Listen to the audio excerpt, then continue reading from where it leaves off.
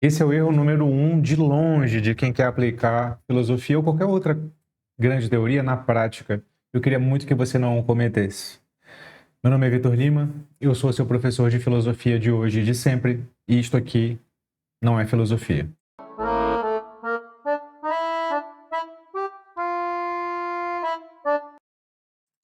A ideia para esse vídeo veio de um comentário que eu fiz naquele vídeo semanal que eu faço respondendo aos comentários dos vídeos da semana em questão. No caso, eu respondi a um comentário a um vídeo em que eu falava sobre a internação psiquiátrica do Whindersson Nunes, que aconteceu recentemente. E aí veio um comentário de alguém muito erudito, que escrevia muito bem, que citava uma literatura psicanalítica para dizer que o Whindersson tinha um diagnóstico tal. E aí, eu não vou citar o nome da pessoa aqui, eu já comentei o comentário, tá aqui, se você quiser assistir ao vídeo original. E ela dizia que, dadas as informações públicas do Whindersson, o diagnóstico dele era esse. E eu falava assim, não faz isso, não faz isso, pelo amor de Sócrates. Por quê? Porque ter informação pública de alguém não é ter informações suficientes para que você diagnostique essa pessoa. Diagnosticar essa pessoa só pelas informações públicas é errado. Errado. Você não tem informações suficientes. Só quem tem informações suficientes é quem acompanha de perto a pessoa. Nem tudo que é público é verdadeiro. E a pessoa não publica tudo aquilo que deveria publicar para que ela seja diagnosticada. O que você está fazendo é uma inversão de raciocínio que é perigosíssima para profissionais e não profissionais. Você está julgando, ainda mais num caso clínico, com base em informações insuficientes. Isso tem tudo a ver com essa urgência que as pessoas têm de como colocar a filosofia na prática. Elas acham que é só uma questão de eu tenho uma regra, Platão disse isso, minha vida é assim, logo eu vou aplicar o que Platão disse na minha vida. Calma, não é exatamente assim. Eu queria refletir sobre isso com base numa aula que está lá no Núcleo de Formação Filosófica, a minha escola de filosofia, que, aliás, você está convidado a conhecer. O link está aqui na descrição do vídeo e no primeiro comentário fixado. No Núcleo, especificamente na trilha de filosofia, tem mais de uma trilha, né? Não tem só de filosofia lá. Tem um curso chamado Filosofia Contemporânea. Nesse Filosofia Contemporânea, tem 3 módulos: Fenomenologia e seus representantes, Hermenêutica e seus representantes e Existencialismo. Aqui na Hermenêutica tem um filósofo chamado Gadamer. Nessa aula do Gadamer, eu quero estabelecer essa reflexão. Especificamente aqui, aplicação e experiência hermenêutica, o Gadamer fala como nós devemos justamente fazer essa relação entre uma regra geral e as evidências, né? Vamos ler esse trecho que é pequeno e eu estabeleço a reflexão a partir daí. Heidegger defende que toda compreensão é interpretativa, devido ao círculo hermenêutico em que se encontra o intérprete. Esquece isso. Eu não vou explicar o que é círculo hermenêutico aqui porque não interessa para os efeitos do que eu quero. Gadamer afirma que toda compreensão interpretativa requer aplicação. Porém, aspas para o Gadamer, a aplicação não significa primeiro compreender um dado universal por si mesmo e então depois aplicá-lo a um caso concreto. A aplicação é a compreensão do próprio universal. Ou seja, aplicar não é pegar o universal e colar no concreto. Aplicar é compreender o que significa dizer o universal. Mas como é que eu faço isso? O exemplo utilizado pelo Gadamer é a ética nicômaco do Aristóteles. O filósofo antigo defende que a realização da norma ética numa situação concreta, particular, exige deliberação para determinar como a norma, um universal, pode ser instanciada numa situação específica. Em suma, em síntese, como o universal deve ser aplicado. Trata-se de um modelo de aplicação. Como é que o Aristóteles faz isso? Primeiro porque as normas éticas universais, como a coragem, são apenas imagens orientadoras, não generalizações. Sua realização requer uma consideração da situação concreta. A aplicação da norma a uma circunstância particular pode envolver a modificação da letra da lei para realizar seu verdadeiro significado.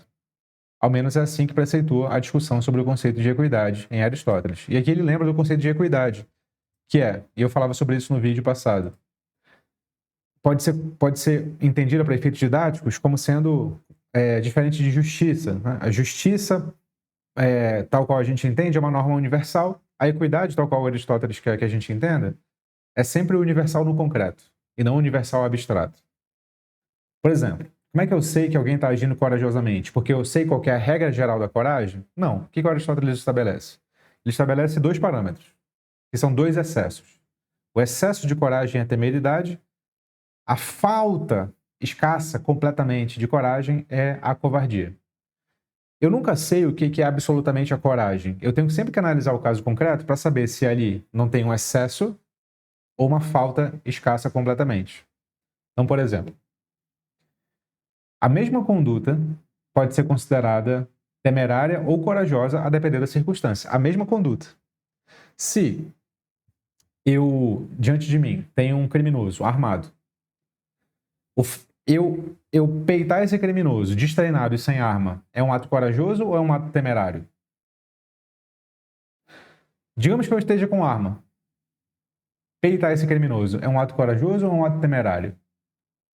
Eu diria que é temerário, porque eu não tenho treinamento em arma, entende? Eu não sou um policial, eu não estou preparado para isso. Eu vou usar arma, se eu tiver uma arma, no máximo para me proteger em última instância, mas não vou peitar um criminoso. Agora, se no meu lugar tiver um policial treinado, preparado para essa situação, para ele enfrentar esse criminoso, é coragem ou temeridade? É coragem. Ele não está se excedendo, ele está fazendo o que ele deve fazer. O mesmo ato, peitar um criminoso, feito por uma pessoa diferente, numa circunstância diferente, é julgado diferente. Por quê? Porque pela equidade, não existe uma norma geral que eu aplico a um caso particular. Existem parâmetros pelos quais eu vou me guiando, e aí eu vou tomar minha decisão concreta. É assim que se estabelece a aplicação. É a partir do modelo da equidade, e não da justiça abstrata. Então, qual que é o erro fundamental que as pessoas cometem quando elas querem aplicar a filosofia? Elas querem decorar o que um filósofo disse. Primeiro que isso nem é filosofia, isso é doxografia. Dox é opinião, grafia é a coletânea escrita, né? Doxografia é a coletânea escrita da opinião dos filósofos, é decorar o que os caras disseram. Isso não é filosofia, isso é parte da filosofia, mas está longe de ser o final. Não é só decorar o que Cicrano, Fulano ou Beltrano disseram. Nietzsche, Dostoiévski, ia dizer, mas essa situação é exatamente igual. A situação nunca é exatamente igual. Nunca é exatamente igual. Vamos prosseguir no Gadamer, que ele dá mais luz sobre isso. Segundo, porque a aplicação de uma norma ética a uma situação concreta, ele está falando da norma ética porque ela serve de modelo, né? Porque ele está querendo estabelecer como uma aplicação. A aplicação de uma norma ética a uma situação concreta não é predeterminada, mas sempre incerta, no sentido de exigir deliberação no ato. Aristóteles defendeu que aquele que obtém a equidade deve considerar como o legislador original teria aplicado sua lei no caso atual, desconhecido no momento que ela foi escrita, obviamente. O mesmo vale, vai dizer o Gadamer, para o intérprete de um texto. E aqui eu diria para o intérprete da realidade, tá? Não é só de um texto. O filólogo deve considerar que o texto tem a dizer para nós hoje em dia, ou seja, o que o autor teria escrito se soubesse o que sabemos. Para descobrir o significado completo de um texto ou da realidade, o filólogo deve levar em consideração a história efetiva do texto, ou seja, os significados desse texto, troca texto por realidade, que foram afirmados como parte do significado durante sua tradição. Por isso, o filólogo também deve aplicar o texto à situação original. Entende? E aí ele continua. Mas o que eu tenho que fazer? Eu tenho que olhar para o texto, pô. Eu tenho que olhar para a realidade, pô. Eu não tenho que pegar minha teoria do nada e aplicar a realidade independente dos dados da realidade. A norma geral, ela só adquire sentido à luz da realidade. É isso que o Aristóteles está tentando dizer. Entende? Eu tenho sempre que interpretar a norma geral à luz do que o legislador quis, porém acrescentando a essa intenção os dados que o legislador não tinha diante da situação concreta que eu tenho, a qual eu tenho acesso. Percebe? Então, o erro fundamental do exemplo lá do comentário ao qual me referia no início do vídeo é: o cara tinha na cabeça uma série de artigos que diziam que determinada doença se comportava assim. Então, ele tinha a norma universal na cabeça dele, né? É o que ele está procurando? Ele está procurando um caso, na realidade, que lembre a teoria que ele sabe. Fala, tá vendo? É esse caso. Pronto, bingo. Não, cara, não é assim. Calma lá. Você está partindo de um modelo estático para encaixar ele onde você acha que ele se encaixa. É o contrário. É o contrário, você tem que olhar para as especificidades da realidade, ver se o modelo de fato se encaixa. Se ele não se encaixar, você vai dar seu jeito para dar outra explicação que tem a ver com o caso concreto, porque o cara que escreveu o artigo não estava diante do caso concreto que você está. Portanto, você tem mais condições de diagnosticar esse caso do que o cara que escreveu o artigo. É só uma questão, quando a gente está falando de aplicação, de pegar a norma geral e jogar na evidência. Entende? Então, aplicar filosofia requer de você, meus amigos, requer de você algo que não passa só pela decoreba. Requer de você algo que não passa só pelo assistir aulas de filosofia. Requer de você algo que não passa apenas por saber exatamente o que o autor quis dizer. Requer de você raciocínio próprio, no sentido de observar a situação e tomar uma decisão que só você poderia tomar. Entende? Eu não quero que você cometa esse erro de, por exemplo, Vitor, e na prática? Todo aluno de filosofia gosta de perguntar isso pro professor, né? Professor, e na prática? Essa pergunta me causa calafrio, porque geralmente a pessoa que faz essa pergunta, ela não quer pensar. Ela só quer que eu dê uma regra geral para ela aplicar na vida dela, não no sentido aristotélico e gadameriano. Aplicar no sentido mais rasteiro. Professor, me dá uma regra aí para que eu viva a minha vida por mim sem pensar. É mais ou menos isso que ela quer dizer. Ela só não tem coragem de dizer. Eu não quero que você cometa esse erro. Eu não quero que você peça regras para orientar a sua vida em relação às quais você não pensou, você só decorou. Você só terceirizou seu pensamento. Isso é tudo menos filosofar, porque filosofar é pensar por conta própria, e pensar por conta própria não é pensar sem referências. Nós sempre pensamos a partir de referências.